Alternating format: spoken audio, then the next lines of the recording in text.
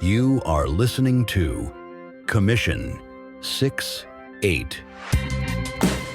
It is Monday, September 29th in the greatest country on earth. I am your host, Randy Millette, and this is Commission 6-8. Today, we're talking about the Comey indictment, digital IDs in the UK, the Alien and Sedition Acts of 1798, and as always, we're going to see what the Bible has to say about it. So let's go.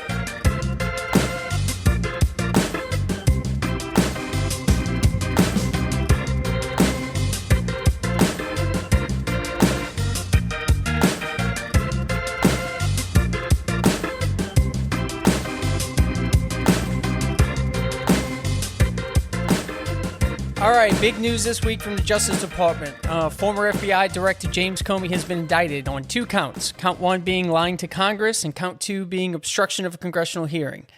So I'm not going to go too far into this story because it's still developing, but we're going to watch as the Justice Department builds its case and eventually brings Comey to trial. But he has been indicted by a grand jury. So this is definitely something that we're going to watch as it develops. But I do want to play you one little clip. This is James Comey's reaction. He posted an Instagram video, and this is his reaction to the indictment, just so you have something to giggle about on your way to work or whenever you listen to this. So here we have former FBI Director James Comey's reaction to his indictment. Go ahead, play clip. My family and I have known for years that there are costs to standing up to Donald Trump. But we couldn't imagine ourselves living any other way. We will not live on our knees, and you shouldn't either. Somebody that I love dearly recently said that fear is the tool of a tyrant, and she's right. But I'm not afraid, and I hope you're not either. I hope instead you are engaged, you are paying attention, and you will vote like your beloved country depends upon it. Which it does. My heart is broken for the Department of Justice, but I have great confidence in the federal judicial system, and I'm innocent. So let's have a trial and keep the faith. How many takes do you think that took? That's a video that he posted on Instagram after his indictment, speaking to his, and I'm using quotes here, supporters, to keep the faith. I think he was really just talking to himself. But boy, if that isn't right out of the leftist playbook, right? Step 1, attack orange president. Step 2, when attack fails, be victim, right? Attack and then victimize themselves. And that's just typical from the left. So we're going to watch this story as it plays out. We're going to watch and see how the Justice Department presents their case. And a lot of it hangs on the testimony of Andrew McCabe, the former deputy director of the FBI under James Comey, because when he was being questioned by Congress, although he has been proven to be a liar as well, he wasted no time in folding on his former director, James Comey, in order to save himself. So now James Comey is under the gun and has been indicted by the Justice Department, and we're going to watch as the story plays out.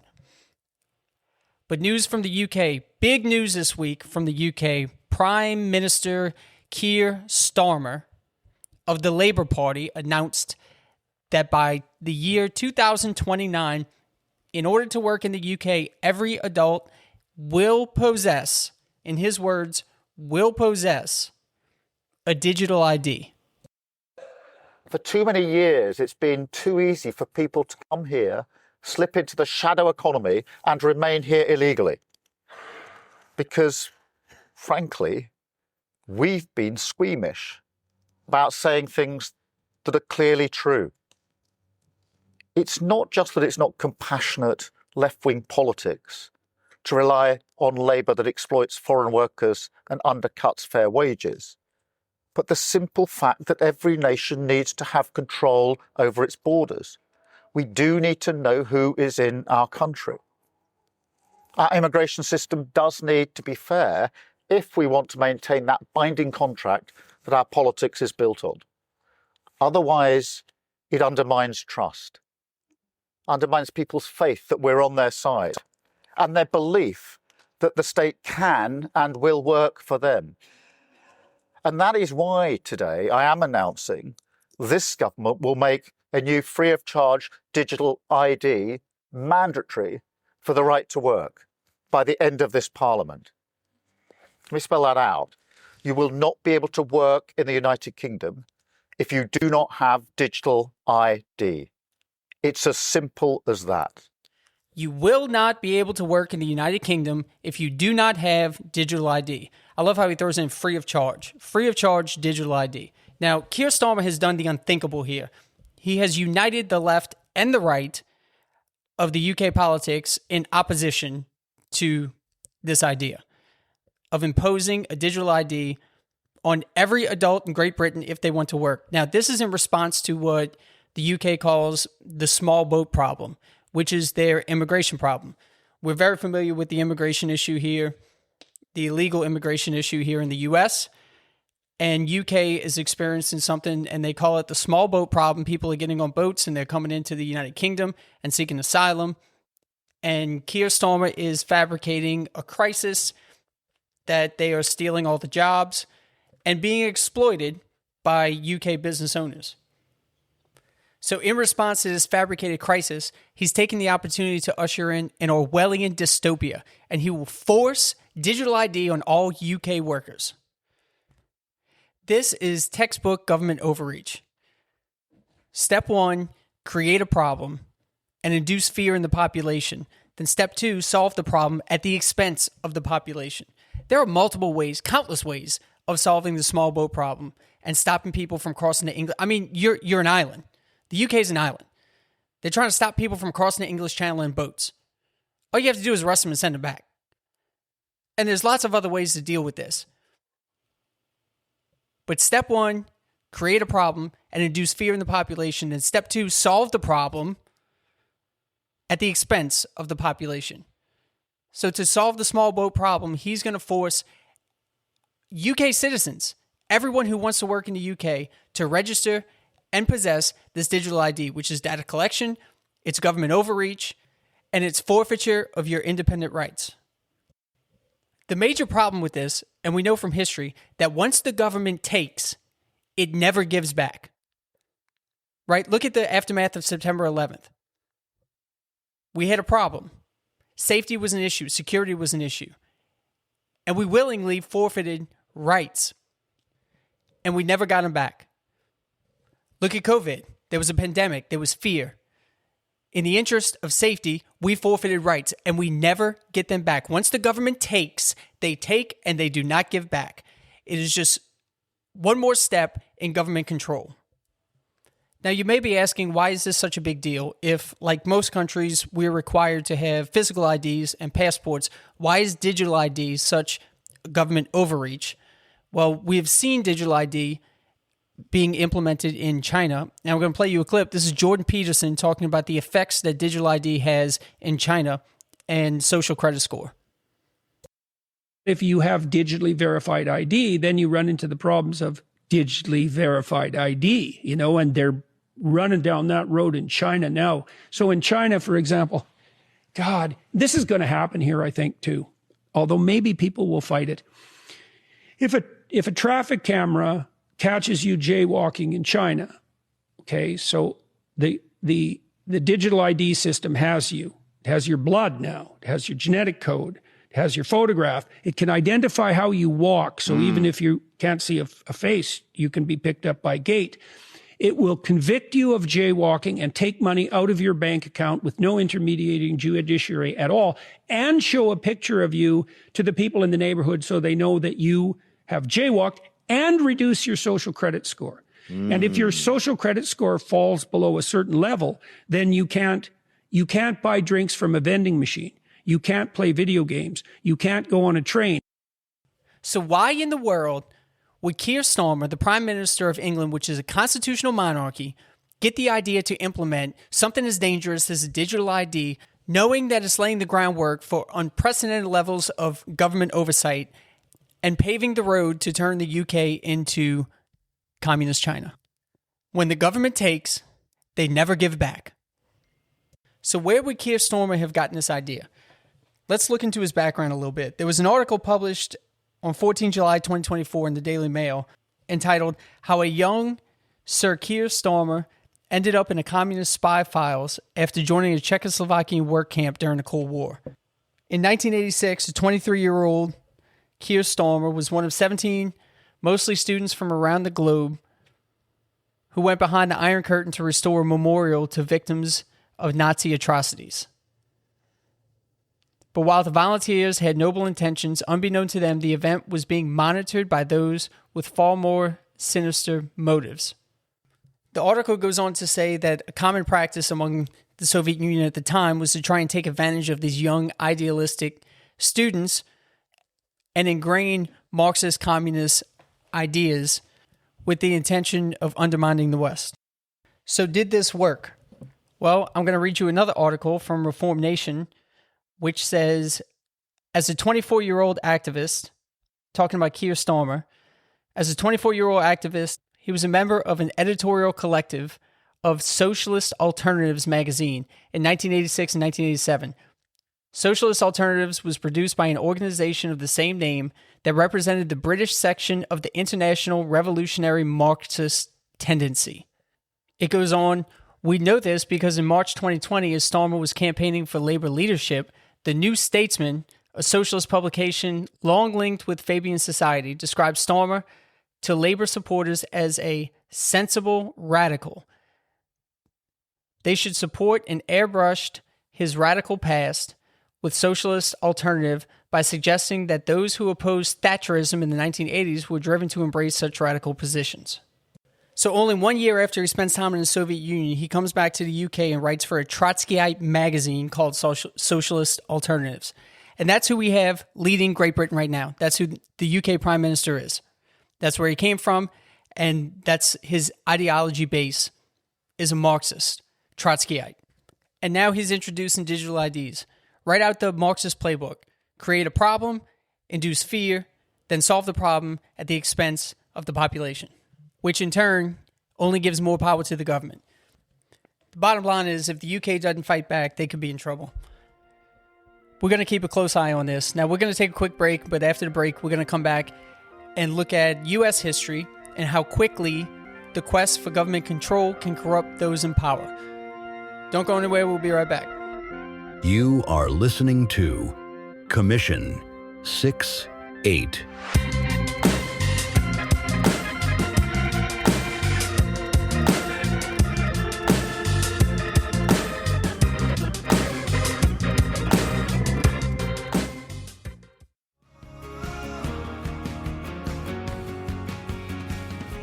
This episode is brought to you by Living Proof Church, a non-denominational, spirit-filled church in Araby, Louisiana. Services are held Sundays at 10 a.m. and live streamed on YouTube. Visit us at livingproof-church.com to plan your visit.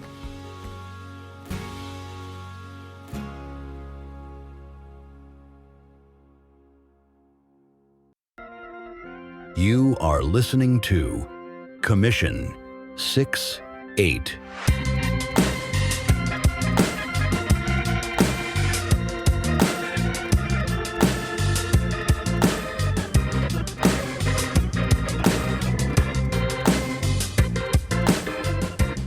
In 1789, the newly formed United States government ratified the Bill of Rights, the first 10 amendments of the Constitution.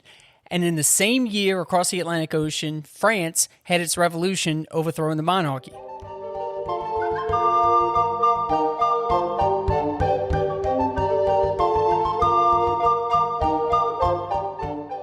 Now, only a couple years later, France would go to war with Great Britain. George Washington, still being president of the United States at the time, officially declared neutrality in that war. Now, even though France was America's ally in the fight for independence against Great Britain, America officially stayed neutral. However, both France and Great Britain were major naval powers at the time, and they seized ships of neutral countries, including the United States, that traded with their enemies. Now, in response to this, the Jay Treaty was ratified in 1795, allowing trade without fear of being captured. Now, this angered France because France saw that as a breach of United States neutrality. And in response to that, France increased their efforts to interrupt trade between the United States and Great Britain. By 1797, shortly after the beginning of John Adams' administration, relations between the United States and France became so strained that France had refused to receive the Adams-appointed U.S. minister and simultaneously had attacked and seized merchant ships in the Caribbean. At this time, the United States was actually fearing an all-out war with France. So John Adams, in an attempt to avoid a war, met with his cabinet, and they decided to send a commission of 3 men to France to negotiate a treaty and hopefully avoid a war. However, when the commission got there, the French diplomats demanded a bribe before they would even meet with the commission, and this deeply offended the Americans. So the Americans would return to the U.S. without ever having met with French diplomats. John Adams would release this information in a document and redacted the diplomats' names, and instead referred to them as X, Y, and Z. This would become known as the XYZ affair. Now, the United States would never officially go to war against France, but because tensions were so strained, and France also had interest in the Caribbean, there was a series of naval battles that took place in the Caribbean from 1798 to 1800 that would be known as the Quasi-War. Now, because there was actual military action being taken against France, John Adams and his political party known as the Federalists, who at the time controlled both houses of Congress, thought that it was only a matter of time before a declaration of war against France would occur.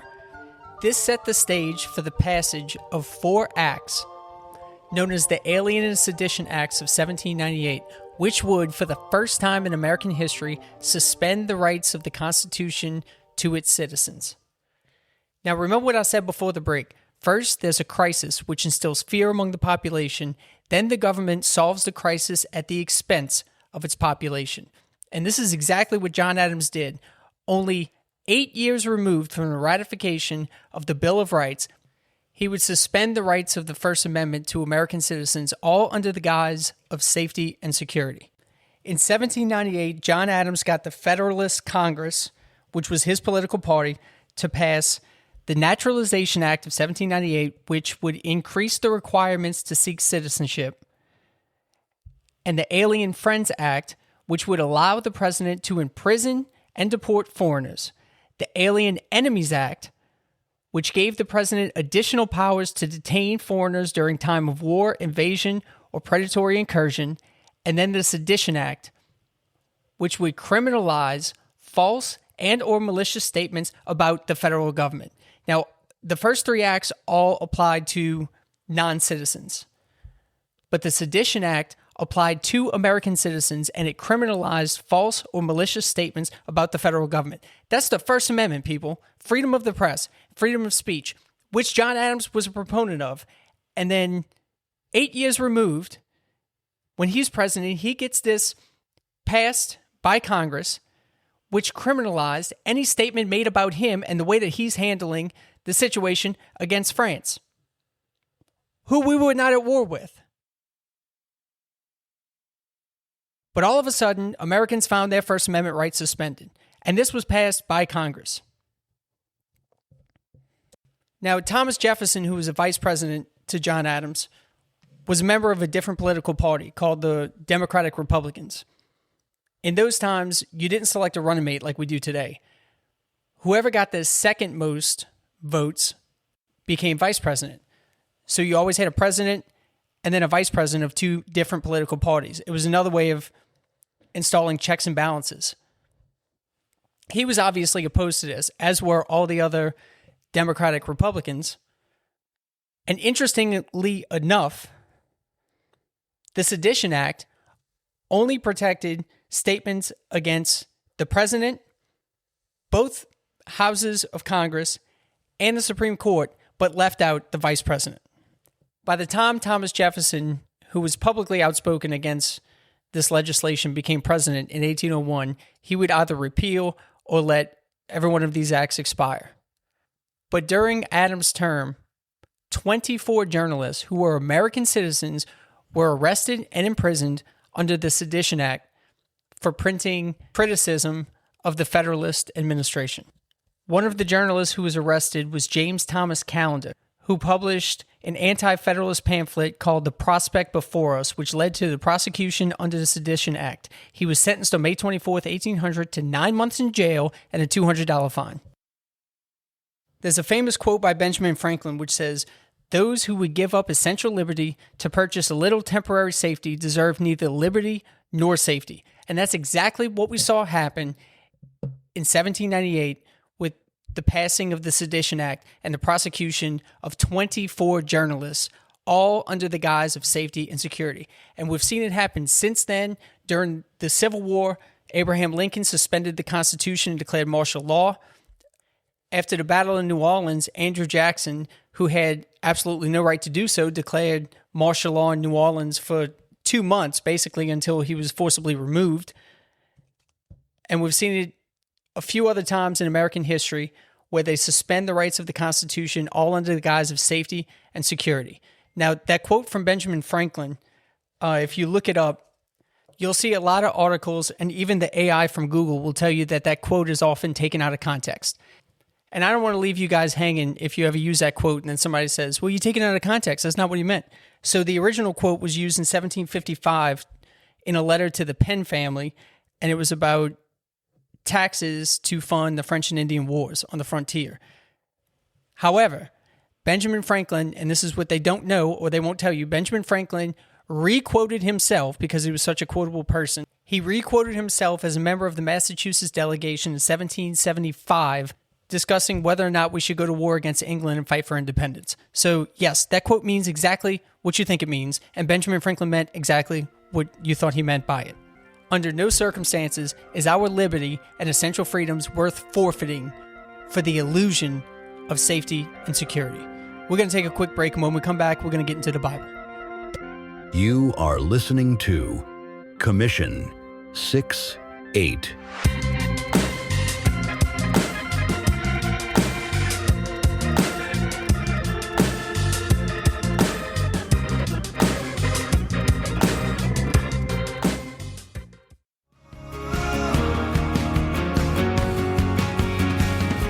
This episode is brought to you by Living Proof Church, a non-denominational, spirit-filled church in Araby, Louisiana.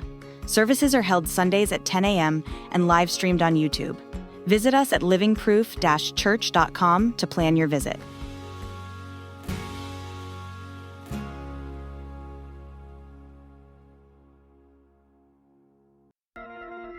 You are listening to Commission 6-8.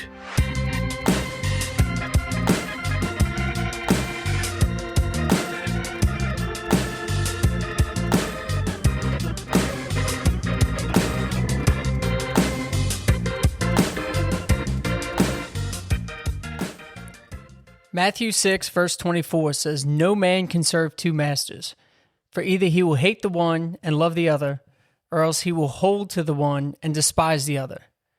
Ye cannot serve God and mammon." What Jesus is telling us there confirms what I've been saying this whole time. Who are you going to let lead you? Who are you going to let control you? You can't have two masters. Now we know that our rights, as written in the Declaration of Independence, are unalienable rights endowed by our Creator. That means that we set God in control of our lives, and we set God in control of this country. Now, throughout the course of this country, there has been factions and people and even leaders who have tried to bring us astray, but we were founded on Christian principles. But you can't serve two masters. So if you set God in control of your life and you let your steps be ordered by the Lord, whenever those steps don't line up with what the government's saying, you have a choice to make. Now, if you go look in 1 Kings, you can see the story of Jeroboam. When the nation of Israel was divided into two kingdoms, the northern and the southern kingdoms, Jeroboam came in and led the northern kingdom astray. He erected idols in different parts of the kingdom. He erected altars to false gods in the high places. He appointed priests that were not of the tribe of Levi. He disobeyed God and disobeyed God's plan for the nation of Israel. And he led the whole northern kingdom astray. And they would eventually be dispersed and become what is known as the lost tribes. Now, thankfully, we don't live in a monarchy, and our government has given us not just the right, but the duty to speak up and fight against government control. But if we don't speak up, if we keep silent and allow the government to strip our rights one by one, then we will be, like it says in Isaiah, a lamb led to the slaughter. Look what's going on in New York. Look at who they have running for mayor in New York City. Who's going to get elected? They're keeping silent, and that city is going to be destroyed. Communism is a scourge, and it's infiltrating us from every side. I'm going to be doing an episode soon on communism and the dangers of communism and socialism that's becoming more and more attractive to the younger generation. Although we're seeing a change in the younger generation, led by groups like TPUSA and other organizations, we're seeing a change in their values and a return to morality. And they're searching for truth because they're starting to realize that false promises by government are not in their best interest. Now's the time to set your house in order, America, because God has something great for us. Our future is bright. We need to pray for this country. We need to pray for our leaders. We need to pray for the halls of power. We need to pray for the population. We need to pray for the citizens. We need to pray for our borders. And we need to pray and see God usher in a move like he's never done in this country before. I am so proud to be a part of this generation. I am so proud to be an American. This is a great time to be alive. I thank you guys for listening. I hope this encouraged you, and I pray a blessing over you and your family. I pray God blesses you coming in and you going out. I pray peace, power, and prosperity. And remember, you live in the greatest country on earth, and it's up to you to keep it. This has been Commission 6-8.